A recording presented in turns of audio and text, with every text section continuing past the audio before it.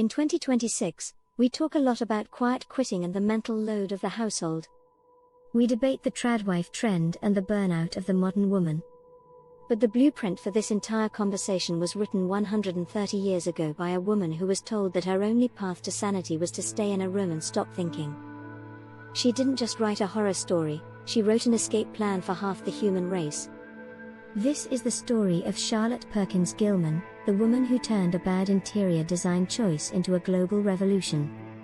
In 1887, Charlotte had just had a baby.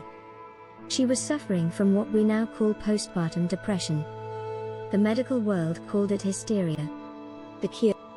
The rest cure. The instructions were simple and terrifying: live as domestic a life as possible. Have your child with you all the time. Lie down an hour after each meal.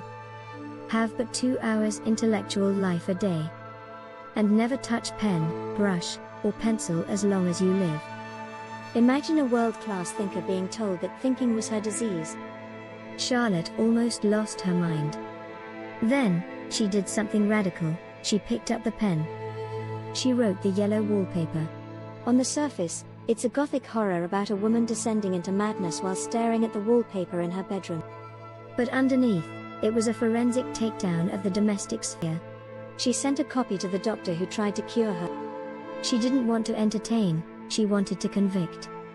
She proved that the rest was actually the rot. The story went 19th century viral, sparking a conversation about women's mental health that hasn't stopped since. Charlotte wasn't just a novelist, she was a sociologist.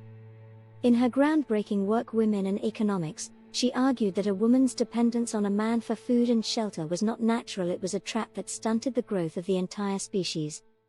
She proposed radical ideas that are still trending in 2026, communal kitchens, professionalized childcare, and the idea that a woman's work in the home should be recognized as economic labor.